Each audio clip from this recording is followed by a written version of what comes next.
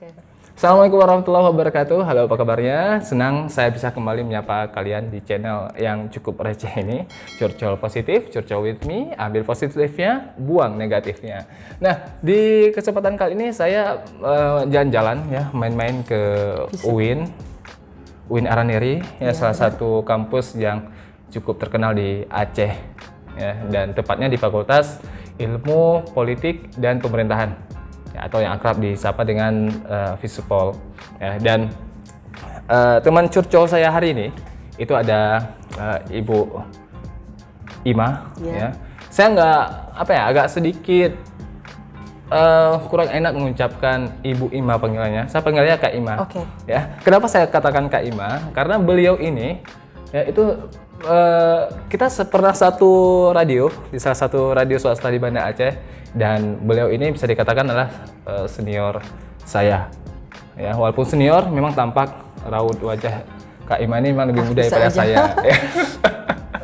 Oke, nah kita akan coba berbicara ya pengalaman beliau ketika mengikuti seleksi CPNS dosen di bawah Kemenak pada tahun 2018. Dan pengumumannya 2019 ya, dan diangkat pada tanggal 1 Maret 2019. Nah, kenapa saya mengajak beliau? Ya, karena saya sendiri itu lulus di bawah Kemenristek Dikti. Betul. Kalau sekarang udah beralih ke Kemendikbud. Ya. Dan saat ini bisa dikatakan beliau telah menjadi dosen tetap untuk mata kuliah apa? Konsentrasinya ilmu politik. Konsentrasinya ilmu politik. Ya. Sebelum jadi dosen tetap PNS, ngajar juga dulu. Iya. Sebelum menjadi dosen CPNS, saya juga bagian dari pengajar, tetapi dengan status DTB PNS. DTB? Ya, dosen PNS. Tetap non PNS. Oke. Ya. Berarti sekarang naik satu tingkatan lagi. Bener. Ya, nomornya itu dibuang jadi PNS. Ganti status. Ya. Dan bahagia ya pasti ya. Alhamdulillah ya. Ya, bisa dikatakan PNS ini impian mertua, impian orang tua, dan juga impian semua orang ya, dengan berbagai kelebihannya pastinya. Ya, tapi kalau dari penghasilan ya sama aja ya. Tapi dari status kerjanya insya Allah lebih mantap ya. Nah, Kak Ima mungkin langsung saja ya, karena juga yang nonton nggak mau dengar sesuatu hal yang tidak bermanfaat, faedah seperti kita tadi. Ya. Nah, Kak Ima kalau boleh tahu, dulu ketika Kak Ima ikut seleksi CPNS di bawah Kemendak ini, itu apa aja yang dites? Yang untuk SKB? SKB ya, lebih khususnya SKB. Kalau chat kan semua tahu kita. Kalau untuk SKB, kita di UIN Araniri, khususnya di lembaga saya yang hari ini adalah tes pertama itu adalah tes bidang. Tes bidang itu adalah seperti micro teaching. Nah, jadi kita mengajar yang kemudian dinilai oleh penyelenggara. Dan penilainya itu ada 2 orang. Oke. Itu dari pihak UIN sendiri ya? Iya, dari pihak UIN sendiri. Panitia lokalnya. Nah, yang kita lakukan itu adalah bagaimana kita seperti singkatan dari SKB, seleksi keahlian bidang ya. Nah, yang perlu kita lakukan ketika seleksi SKB di bagian praktek kerja itu adalah bagaimana kita mampu meyakinkan ini kedua penyelenggara atau panitia lokal ini bahwa kita benar-benar mampu di bidang kita. Gitu. Nah, kalau untuk tip dan triknya ini apa yang harus kita lakukan ketika misalnya kita harus seleksi di bagian praktik kerja? Itu lebih khusus ke micro teaching tadi dulu ya? Micro teaching. Kalau saran saya yang pertama adalah kita tidak perlu ngambil scope yang lebih besar, tetapi silakan pilih mana sih bidang keilmuan kita yang kira-kira kita sudah benar-benar paham gitu. Gitu sih, sehingga apa yang kita sampaikan ketika micro teaching itu memang benar-benar luar biasa. Berarti itu ini ya materi untuk kita ngajar ya. Kita pilih apa yang kita mampu. Iya, misalnya kalau saya ini di ilmu politik, kita silahkan ambil satu sub materi yang kira-kira itu menjadi bagian kita ya, atau konsentrasi kita, kemudian kita presentasikan di depan panitia lokal. Itu kalau khusus UIN ketika Kak Ima ikut itu ada mahasiswa nggak masuk atau cuman khusus 2 orang itu? Tidak ada, yang ada hanya kedua panitia lokal dan 1 peserta ujian. Siapa kemarin yang jadi yang mengetes kita? Yang mengetes kemarin itu adalah pihak panitia lokal yang dipilih oleh rektorat. Itu siapa? Mereka itu adalah satunya kaprodi dari konsentrasi kita. Misalnya kalau saya di ilmu politik berarti kaprodi ilmu politik 1 orang dan 1 orang lagi itu umum. Iya. Tapi dari pihak dosen juga, akademisi juga? Iya, dosen juga. Oke, dosen kan Kak Ima di ilmu politik ya? Itu dosen ilmu politik juga yang masuknya atau dosen bebas? Satunya itu mereka menilai micro teaching-nya kita, skill mengajarnya. Skill mengajar pantas atau enggak? Iya, benar. Tapi mahasiswa nggak ikut gabung ya? Enggak. Karena ada beberapa universitas yang saya tanya, mahasiswa ada disuruh masuk, ini tidak. Ya, berarti enggak. Berarti kurang lebih sama seperti yang ada di Unsyah ketika saya tes ya. Kita ambil materi yang memang betul-betul kita kuasai. Kita nggak usah sok pinter ya. Dan juga tidak perlu materi yang kita sampaikan itu harus wow gitu, harus English. Tetapi kita cukup menggunakan skill komunikasi yang mudah diserap oleh kalangan mahasiswa. Serasa kita sedang mengajar mahasiswa, kemudian prolognya juga prolog seperti kita di kelas, misalnya Assalamualaikum warahmatullahi wabarakatuh, selamat pagi mahasiswa, pagi ini kita akan membahas ini. Gitu. Dan intinya senyaman kita. Iya, senyaman mungkin. Nggak usah grogi, apalagi mencoba untuk sok paten tuh nggak usah. Karena takutnya abis kita mencoba sok paten ya tiba-tiba udah nggak tahu apa yang kita sampaikan. Nggak tahu lagi yang mau disampaikan. Betul. Nah, berapa menit kemarin dikasih waktu? Kalau kita itu 10 sampai 15 menit.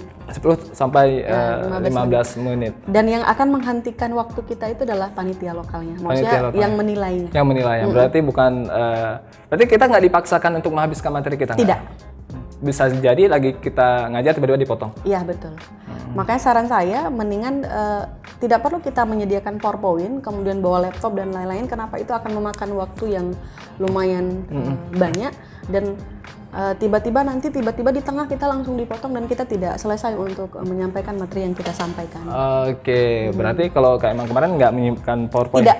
Tidak ya, tapi hanya bermodal 1 spidol yang disediakan oleh panitia dengan papan tulis. Karena media pembelajaran itu ada menggunakan laptop PowerPoint, ada menggunakan papan tulis dengan spidol. Jadi tergantung kita menguasai yang mana. Kalau saran saya lebih baik misalnya kita persiapan ya, ketika kita akan tahu bahwa jadwal praktik kerja akan dilakukan besok misalnya. Nah, malam harinya saya kira kita sudah punya catatan kecil yang kira-kira ini loh yang akan saya bahas step 1, 2, 3 dan itu aja yang diulang-ulang terus sehingga ketika kita pun grogi kita masih ingat bahwa ada alur skema yang sudah kita buat sehingga kita bisa mengikuti tap meskipun nanti di improvisasinya kita bisa akalin bahwa betul. Berarti memang betul harus kita kuasai ya. Jangan besok tes, besok subuh baru disiapkan tuh. Benar. Karena penilaian kan kita dinilai orang ini kan luar biasa ya.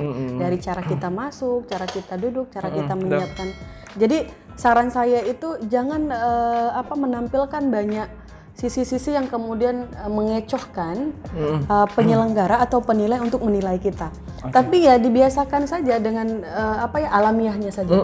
Assalamualaikum warahmatullahi masuk, kemudian Assalamualaikum masuk, kemudian langsung permisi, terima kasih atas waktu yang diberikan kepada saya. Adapun materi yang saya ingin sampaikan di praktik kerja hari ini adalah bla bla bla bla. Nah ini penting nih. Kayak Mas Nedi ketika kan interaksi kita seolah-olah mahasiswa situ ya. Itu Kak Ima menggunakan kata kamu atau menggunakan kata apa untuk teman-teman mahasiswa ya. Karena kadang ketika kita ngajar karena yang tes itu bapak-bapak ibu kita ya bapak-bapak kita hari ini itu kan udah nggak seperti dosen kita ya situ ya. Makanya ilustrasi yang dibangun itu adalah bahwa kita sedang masuk di kelas mahasiswa. Ya biasanya pengantar kelasnya itu seperti apa dan itu aja. Dan jangan dibuat-buat. Iya, alami saja. Iya, alami. Serileks mungkin ya. Karena nih masih ada waktu ya untuk teman-teman yang ingin ikut SKB. Terus mempersiapkan diri. Ya kalau memang dulu sebelum keluar jadwal itu agak sedikit malas persiapkan diri, jadwalnya belum jelas. Karena udah jelas, bukan lagi alasan untuk tidak mempersiapkan sebaik mungkin. Nah, ada di tes bahasa Inggris nggak? Jujur ya, saya tidak. pribadi ya ketika tes clinical teaching itu sekitar 15 menit juga. 7 menit pertama itu suruh bahasa Indonesia dan 7 menit Kemudian akhir dengan bahasa Inggris. Ini Ini ada nggak? Kalau pengalaman saya enggak. Enggak ya?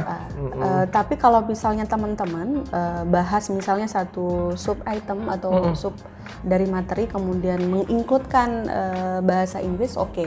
Nah, tetapi jangan too much gitu ya, seadanya saja. Misalnya kita lagi bahas nation state, nah, gitu. Oke, silakan menjelaskan karena kenapa? Belum kita tahu bahwa orang yang menilai itu memang mereka dari backgroundnya bahasa Inggris atau memang mereka paham bahasa Inggris. Karena kenapa? Yang panitia yang akan jadi penilai itu adalah dosen-dosen yang sudah senior. Benar-benar.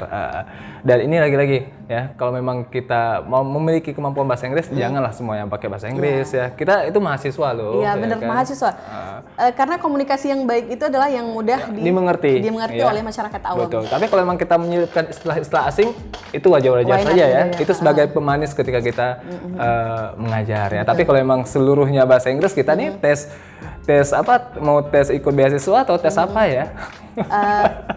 Atau mungkin begini, bisa ditanyakan ke panitia yang akan menilai, Pak, apakah diperkenankan saya menggunakan in English full? Jika mereka mengatakan oke, ya silahkan. Betul. Nanti siapa tahu nanti ditempatkan untuk ngajar di kelas internasional. Iya, benar. Ya, keluarkan semua kapasitas kita. Ya, revolusi industri 4.0 betul, sekarang ya. Itu untuk persiapan saja. Betul. Ya. Tapi yang jelas jangan ada kata sok paten tuh, jangan. Betul, Ya, relax saja. Nah, ini penting juga ya, kayak emang menurut saya sendiri itu kan hanya penilai 2 orang tadi ya. Kalau khusus di UIN Araniri sendiri itu 2 orang. 2 orang. Ya. Nah, itu gimana ya? Ketika mereka bertanya, ya, kita tunggu dulu penjelasan kita habis atau ketika penguji ini menanyakan langsung kita tanggapi. Itu menurut Kak Ima yang bagusnya seperti apa? Tata pelaksanaan itu adalah ketika kita masuk,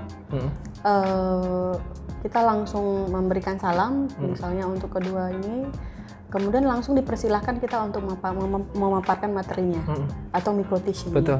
Nah, setelah itu baru ada sesi tanya jawab. Berarti materi itu baru tanya jawab. Bahkan kalau misalnya ada beberapa di antara kita yang ketika menyampaikan materi memang dianggap sudah paten seperti yang dikatakan oleh saudara TM tadi, ketika sudah paten memang tidak ada pertanyaan lagi. Langsung udah sekian gitu.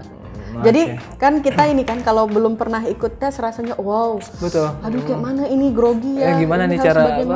Ini kalau tanya saya mau jawab apa nih? Padahal biasa-biasa. Relax saja ya. Iya.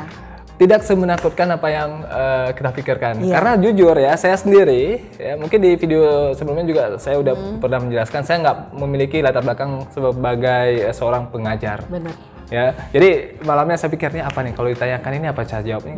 Enggak seperti yang kita bayangkan. Enggak, asli semuanya berjalan dengan lancar. Yang jelas persiapan kita tuh matang atau enggak. Ya. Jangan mikirnya enggak ya? Ya, sepakat. Persiapan yang matang, kemudian juga bagaimana kita mampu menenangkan diri ya. Karena tenang itu bisa mengeluarkan banyak inspirasi. Benar. Tapi kalau kita sudah grogi di awal, maka semua akan buyar. Apa sih yang harus dipersiapkan untuk diri sendiri ya? Kalau menurut saya itu yang pertama adalah kuasai diri sendiri. Kita harus mampu berdialog dengan alam bawah sadar kita bahwa kita mampu menaklukkan apa yang sedang ada di hadapan kita. Sehingga kalau dalam bahasa filsafat ketika alam alamiah ini dia merespon, maka dia apa yang akan kita lakukan itu akan sesuai dengan apa yang ada di pikiran kita. Nah, yang kedua itu adalah siapkan materi yang benar-benar kita paham. Jadi nggak perlu jadi datuk segala tahu sehingga kita membahas A sampai Z. Tapi kira-kira saya pahamnya di D, ya udah itu aja yang diperdalami. Kemudian jangan lupa buat konsep. Nah, yang ketiga etika. Nah, karena attitude itu adalah satu hal yang sangat luar biasa. Dia kan berada di atas ilmu ya. Nah, itu etika. Ketika Anda masuk ruangan, jangan lupa mengucapkan salam, kemudian memberikan penghormatan dan juga memberikan ucapan terima kasih atas waktu yang diberikan kepada kita. kemudian langsung masuk ke dalam proses micro teaching. Oke. Dan juga setelah selesai jangan lupa mengucapkan terima kasih kepada ketua panitia. Itu aja. Dan jangan lupa sarapan. Itu dulu ya. Ya. Ketika langsung tatap muka ya, Ya. face to face. Tapi sekarang kan generasi Ya. COVID, semua melalui Zoom ya.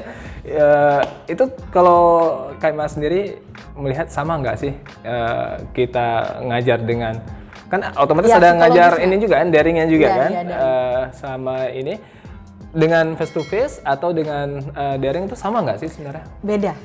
Persiapannya beda. Kalau daring itu kan volume suara itu kan menentukan ya kan. Yang pertama volume suaranya, kemudian skill komunikasi.